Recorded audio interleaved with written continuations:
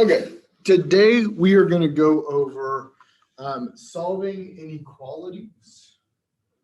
Actually, your book goes over polynomial and rational inequalities. We're going to stick to a very specific type of inequality. I'm not going to go over all the types that your book goes over. I'm just going to go over one specific type, which is the quadratic inequality. So 3.6, what we're going to cover in 3.6 is the quadratic inequality.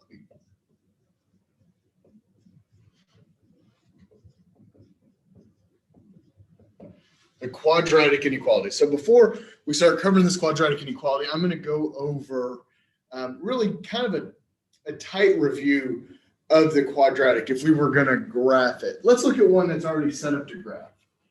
Let's say we've got f of x equals, let's do one like this, x minus 3 squared, and then minus 4.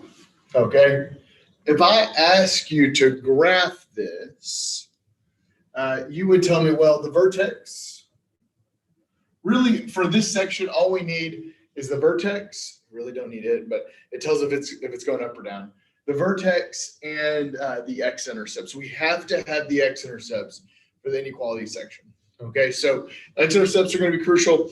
Vertex is just crucial for graphing it. So if I ask you for the vertex on this one, you say, oh, this is in that, I think the book called it standard form.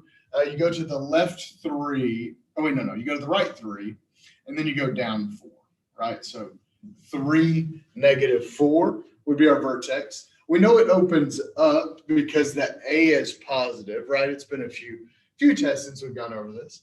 If I ask you now to find the x-intercepts, remember to find the x-intercepts, we set the entire equation equal to 0. And then we just solve it out. So I'm going to add the 4.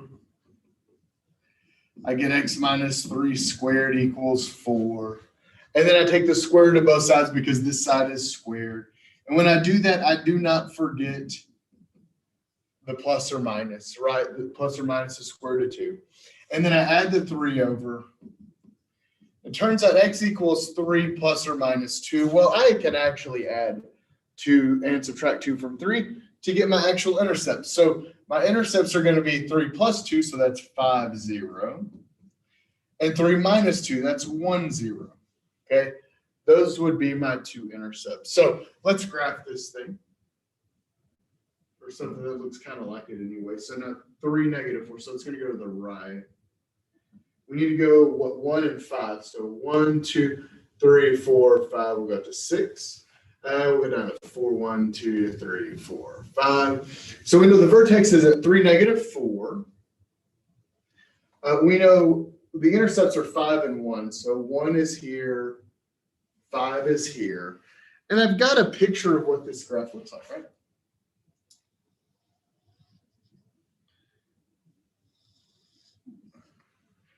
It looks something like that. Not perfect, but something like that.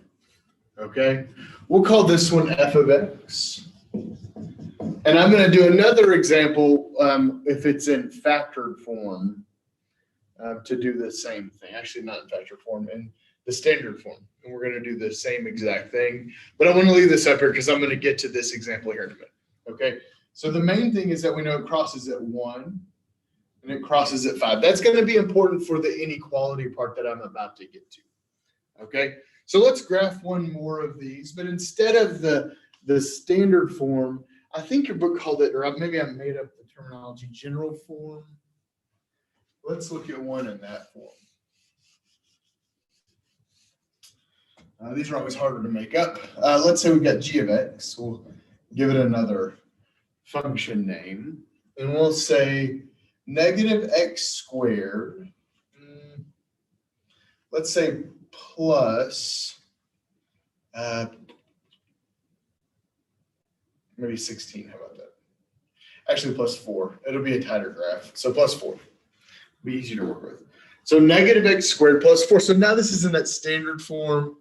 And if we wanted to find the vertex again and the x-intercept. So vertex, we need to find first. Remember, if it wasn't in this form, or that, the one that kind of shows you the vertex in it, the center form, we had to find the x value first. And the x value was negative b over 2a. Now in this one, there's no b value, right? It's negative x squared plus 4. There's no b. If you want to write it like plus 0x plus 4, you're more than welcome to. But it turns out to be negative 0 over 2 times negative 1. Well, 0 divided by anything is just 0. So that was the x value of our vertex. Now to find the y value, we just plugged in that 0. This is old stuff. I know if you haven't seen it in a few days, it's been a minute, but this was just finding the vertex given this form. So if we plug 0 in, what's nice is these two go away. You're left with the constant. So our vertex is 0, 4. Our vertex is actually the y-intercept, right? Because x is 0. Okay, so now let's find the x-intercepts. Let's find the x-intercept. So remember, for the x-intercepts, we're going to set this equal to 0. Now I'm going to be a little lazy. And remember, it was negative x squared plus 4 equals 0. I'm not going to write the 0x there. So we've got negative x squared plus 4 equals 0. We have a few ways we can solve this one. I'm going to use that square root property again. So I'm going to get x squared by itself. So I'm going to subtract the 4. Negative x squared equals negative 4. Divide by negative 1. And I get x squared equals a positive 4. Then just take the square root of both sides. Do not forget the plus or minus. And we found our two intercepts. Okay? We found our two intercepts. This is, again, solving quadratic, something I told you at the beginning of the semester we do on every test. I think we've done it on every test. Maybe not. Negative 2, 0, and 2, 0. So let's graph this one. It's going to look a little different than the one over here. First off, I know that this quadratic is going to be pointed down because the a is negative. So it's not going to be this smiling quadratic. Okay, let's see here. We'll draw it below it. Okay. 4. Okay. So I'm going to go to the left 3, to the right 3. Can you guys see that on the grid? Yeah. And then up 4, 1, 2, 3, 4. And we know the vertex is at 0, 4. It's right here. Okay. And it's going to peak right there. We know that's a maximum because this one's pointed down. The intercepts are negative 2 and positive 2. And I'll tell you again, I know I've told you once already, the intercepts are probably the most important part of prior knowledge that we need for finding the quadratic inequalities. Okay. So then I'm going to graph this.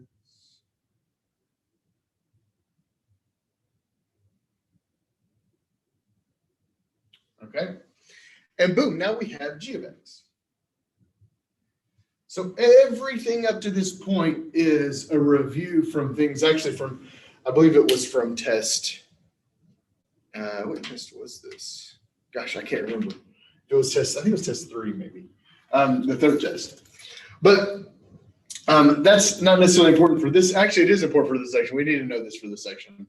But now I'm going to go over how I teach the quadratic inequality. I need you to understand it's a little different than the book teaches. The book teaches a more algebraic way of solving for the quadratic inequalities. I'm going to teach a more visual way with the graph. And the reason I do this is because we've already done this part. We've done everything up to this point before. Okay, so that's why I teach it in this manner. And if you want to learn from the book, there's nothing wrong with how they do it.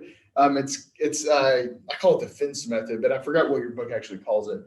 But it's more of an interval method of finding it. So here's how I solve this. So let's say we're going to start now with these two graphs. Okay, we're going to start with these graphs. I'm going to ask you a few questions about them, and it's going to be about inequalities. The first question, now we'll start with, we'll call this question 1 here, okay? Question 1, and all of question 1's, questions, all of graph 1 here, f of x, are going to come from this question here. So for part A, where is f of x greater than 0? Actually, let's do less than 0 first. Let's do less than 0 because it'll be easier to visualize. Where is f of x less than 0? So now, look, we're looking at this graph, not this one, right? And I need to go back to what this question is actually asking. Remember, f of x is just a fancy way to say y, right? And if you want to write it underneath here, I'll write it in another color just to emphasize it.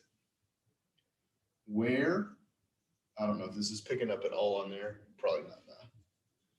Let's use green. Where is y less than 0? That's really what this question is asking. Where is y less than 0? So I'm going to go to my graph now. And I told you guys, what matters is the x-intercepts, because where the x-intercepts are where we switch our x value, or I'm sorry, our y values. It's where our y values go from positive to negative, right? It's where our y values go from positive to negative. When you think about this, if I chose some random coordinate on this graph, if I chose like this coordinate right here, that coordinate right there, I'm going to say it's 1, 2, 3, 4. If this is 5, then that would be about like 5.5 and 2, right? Notice the y value is 2, is positive, right? So it wouldn't line up here. I want to know where are my y values less than 0? Where are they negative? So if I chose a coordinate like, let's say here, this coordinate is 1, 2, 3, 4, positive 4 on the x, but it looks like it's about negative 3.5 on the y. That coordinate right there, it has a negative y value. The y values are less than 0, okay? Kind of cool. So now here's what we're really asking for. Where is the f of x less than 0? I'm asking, where is the graph under the x-axis? Okay, that's what it's asking. Where is the graph under the x-axis? So I'm going to take out a different color. Actually, I'm going to make it a dotted line now. Everywhere we've got the dashed line, our y values are negative, okay? Everywhere we've got this dashed line, our y values will be negative. If I chose any coordinate on this dashed line, I'm going to get back negative y values, okay? So if I want to know where is f of x less than 0, it's between 1 and 5. Between 1 and 5. And that's how we're going to write it, okay? We use x values actually to show the interval where it occurs, but it's any x value between 1 and 5, non-inclusive because it's less than and not less than or equal to. Any x value from 1 to 5 is going to give me back a negative y value, a y value less than 0. So where is f of x less than 0? Well, we're going to use parentheses, 1 to 5. And what that's saying is, I'm going to write this out. I'm not going to write this every time, just for the first one, okay? For any x value between 1 and 5, non-inclusive, because it's a less than, and not less than and greater than, non-inclusive, we will get back a y value less than 0, or commonly called negative, right? So for any x value between 1 and 5, non-inclusive because it's a less than, we'll do a less than or greater than here in a minute. For any y value, for any x value between 1 and 5, if we plug that into our function, we will get back a y value that's negative because it's below the x-axis. Kind of neat. Okay, so let's kind of flip this around. What if I said, well, where is, still for f of x, where is f of x greater than, let's do greater than or equal to 0. Okay, where is f of x now greater than or equal to 0? Well, to be greater than or equal to 0 means that you're positive. The y values are positive now, okay? And if we look over here, and I'm going to kind of redraw this because this goes forever to the left, right? Where the y value is positive? Well, it's in our non-dashed lines, in our solid lines here, right? Look, if I chose 5.5, I got back a positive y value. So for all the coordinates above the x-axis, we're going to get y values greater than 0. So if the question asks for where the y value is greater than 0, it's just where they're above the x-axis. Okay. Now I'm going to try to think of this a little differently here. So now think about this. At 1 and 5, they're kind of like our fence posts in a way. Okay. 1 and 5 are kind of like our fence posts. For any number to the left and to the right of 1 and 5, we're going to get back a positive y value. For any number in between, we're going to get back a negative y value. Okay. So for this question, it's asking about that green interval up there. I'm not sure if you guys can see that. It's hard to kind of see on my side. But where the y value is greater than 0? Well, they're greater than 0 from negative infinity to positive 1. And now look, this is different than the original question that said less than. This is a greater than or equal to. So because it's or equal to, we're going to include the intercept. So we're going to use a bracket. Okay. And then we have another interval over here from 5 to infinity. So we're going to use a bracket and then 5 to infinity. So where's f of x greater than or equal to 0? Well, from negative infinity to 1, and then from 5 to infinity. Okay, kind of neat. Okay, so I'm going to ask you this bottom question now, and I want you to fill in the blanks here. So now remember, our intercepts are at -2 and +2. That's really what matters, because remember, that's kind of like our fence post. And I'm going to ask you this. So this is for the second one. Really, where is g of x? And I'm going to ask the same question. Less than or equal to 0? Actually, I'm going to change it up. I'll do less than or equal to 0. Where is it less than or equal to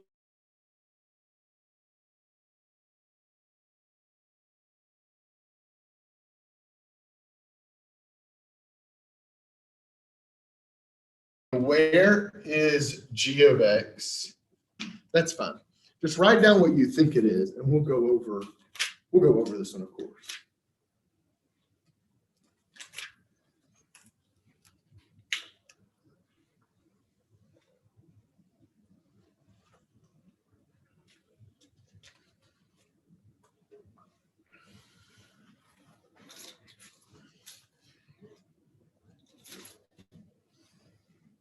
So where is it less than or equal to 0?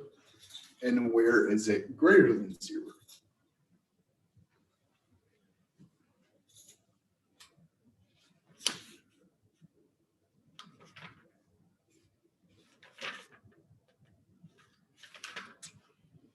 Keep working at your work, and I'm gonna write the fence post first. I know that right here at -2 and +2 is where the switch occurs. Okay, so I'm gonna look at my first question. Where is it less than 0?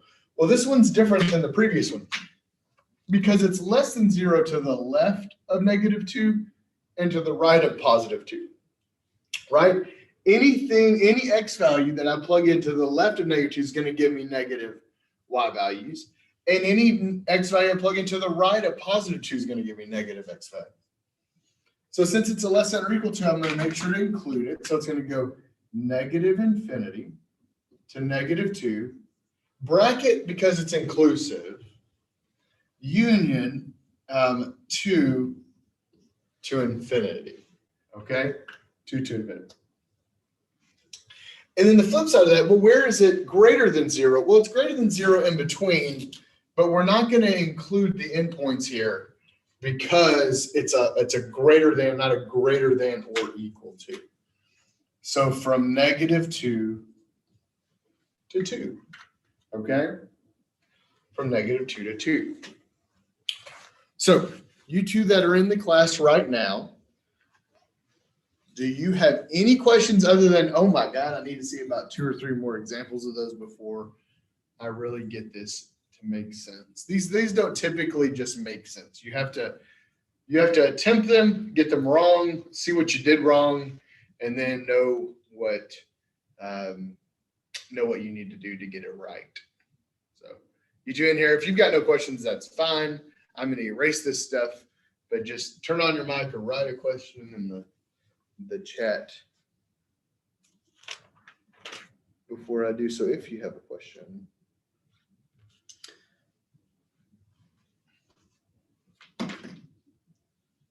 Okay, I'm going to start erasing that. Okay, so now the next few examples I'm going to work are going to be evens from your homework, just to show you how they ask the question. It's a little different than what I've been doing. I've just been grabbing information from the graph. Okay, so let's see what they want and how they ask it in the book. And listen, if you want to use your calculator to do this, you're more than welcome to. It's not about, you can graph the line and then find out where it crosses the x-axis, all using your calculator. That is a-okay. Okay, I'm just going to do it by hand because it's a little easier on the board to do this by hand. So let's look at number 2. It says solve each polynomial inequality and graph the solution set of a real number line. Express each solution set. Okay, I know it's asking a lot of stuff. Here's what I want you to do. I want you to graph it. You can graph it on paper. You can graph it on the calculator. It doesn't matter. And then I want you to find what makes this true. Okay. So the question on number 2 says, and it's going to look different than I just asked it, but it will be the same. X plus 3 times x minus 5 greater than 0. Okay, so it wants where this is greater than 0. I know what you're thinking.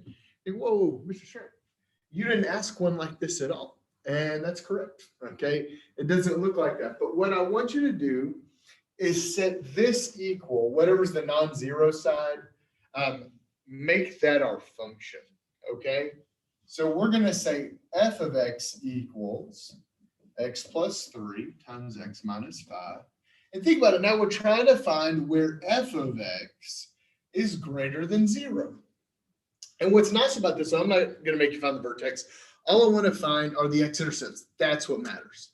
Let's find these x-intercepts, and then we'll do a quick sketch of it. So if I wanted to find the x-intercepts, I just set this equal to 0. Oh, it's already in factored form. That's even nicer. I just need to set each one of these equal to 0. And I get my 2 x-intercepts.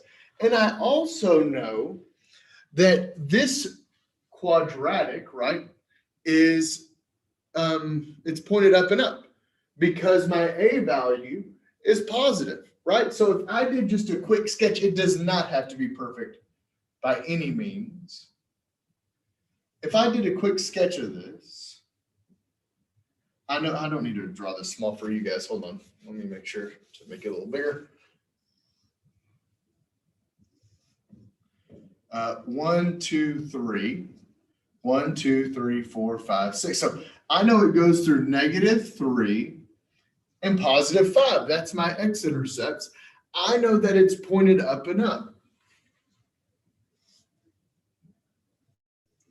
So it does something like this. Now, this is not perfect. It probably goes down a whole lot more, okay? It comes back up. It doesn't matter.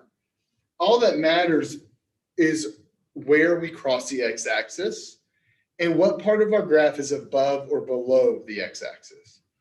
Now, we know we cross at -3 and 5. So again, I'm going to draw those like fence posts. And the question asks, where is this graph greater than 0? So where is it above the x-axis? Well, it's not above the x-axis in between. That's below the x-axis, right?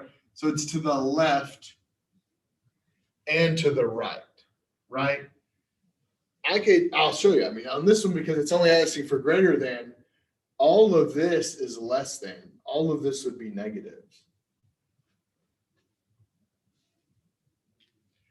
So the solution is going to be -infinity to -3. Now, We're not going to include the -3, right? Because it's a greater than and not a greater than or equal to.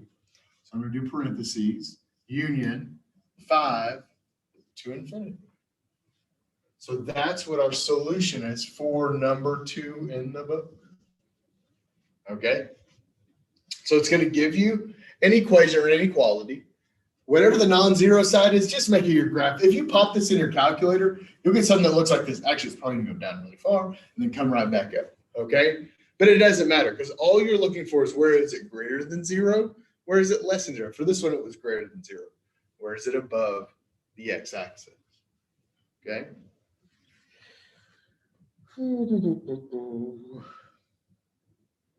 Okay. Questions, you guys? Okay. I'm going to keep rocking and rolling here. So let's do number 6 now, which looks more like a typical quadratic. X squared minus 4x minus 3, or plus 3. That's less than 0. So this is a less than. So again, to start, this is number 6 on page 420. So again, this is f of x equals, I'm going to set this as my function. I'm going to graph it. That's a minus. And all I'm going to graph is the intercept. I'm not going to worry about the vertex. You can find it if you want, but I'm going to find the intercept. So I'm going to set x squared minus 4x plus 3 equal to 0. This factors into x minus 3, x minus 1, right? Multiplies to give me positive 3, adds to give me a negative 4. Set those equal to 0. Hey, we've done a lot of this solving stuff already. This should be pretty reflexive. But 3 and 1 are our x-intercepts. So positive 3 and positive 1. I wrote those backwards, but positive 1 and positive 3. Now, check this out. This is that standard quadratic. The a is positive, right? So again, just like the previous one, I'm going up. I'm gonna this guy is smiling, or gal. Smiling. Turns out polynomials don't have genders. Kind of crazy. So this is going up and up. And now the question though asks, where is this a less than 0, right? So again, if I want to draw my little fence post here, I got my fence posts at 1 and at 3. And for less than 0, it's in between there, right? Here it's less than 0. I can get rid of this part of the graph because this is where our quadratic is less than 0. So therefore, the answer to this one, now again, it's still non-inclusive. So we're not going to include the endpoint. So it's just 1 to 3, okay? Just 1 to 3. Questions, comments, concerns? Making sense? It's okay if it doesn't make sense. Do the homework. If it still doesn't make sense, then get with me, get with Miss Althea, get with somebody that you know or feel like is confident with math, okay? Let's do some that are weirder now. Okay, let's do some weirder ones. This is next one's kind of my favorite weird curveball one. Let's say we had x squared minus 4x plus 4, and I want to know where that's less than or equal to 0. This is a curveball. There's that one. Okay, I want to find out, actually, let's find the x-intercepts. So I'm going to set f of x equal to x squared minus 4x plus 4, right? I'm going to set it equal, you can graph this one. I'm going to be lazy on this one, okay? I say lazy. It's not that much lazier. I'm going to go to y equals, I'm going to put this in x squared minus 4x plus 4, and I'm going to graph it. And I'm going to show you on the screen what I get. Let's see here. There's the dancing calculator. You'll see when I graph this, that this line bounces off the x-axis at its intercept. And if I go to table, second table, I'll see that it bounces at x equals 2, right? X equals 2, y equals 0. So what's happening on this graph is, look, I didn't do any math over here. I just used my graph, my calculator.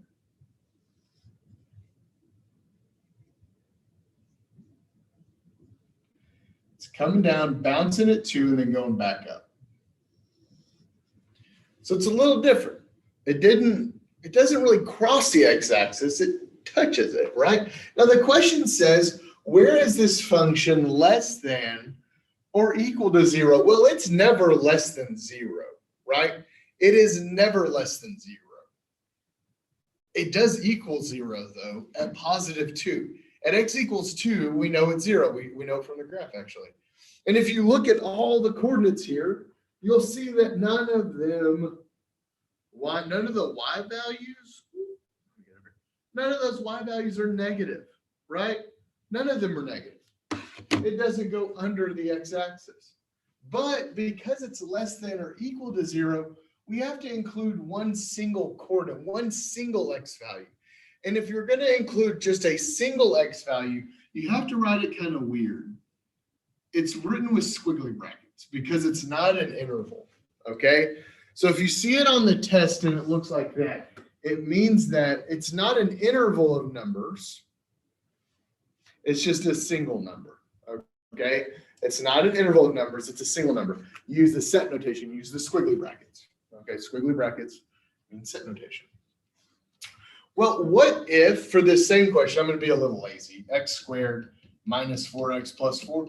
What if I asked you where it was less than 0? So we'll do this as A and this is B. Well, Mr. Shirley, you just said that function can never be less than 0. And you're right. I'm right. You're right. The graph is right. Okay, everybody's right. It can't be less than 0. So what happens is this has a no solution, okay? Now you can write this a few different ways. You can write no solution. Typically what mathematics textbooks use is the circle with a line through it. That's a circle, not a 0. It's a circle with a line through it. It means the null set. And it just means there's not a single x value that could make this true, okay? Not a single x value that could make that true. So for homework, I want you to do 1 through 27 odd. So in 3.6, 1 through 27 odd. Now remember, there's some in there that I haven't covered exactly like this. You have to get 0 on one side of the equation. Like if you look at number 17, for instance, you've got x's on both sides. You've got to get 0 on one side and then solve this out. Okay? Great. Any questions from you two in here that are in here right now? If not, I'm gonna stop. You give me a thumbs up and just let me know you're good. I'm gonna stop the recording here. So I will see you all in this class Thursday. We're gonna go over 4.1, and then you're gonna have spring break. And when you get back, we'll have the test, okay? We'll have the test on that following Tuesday.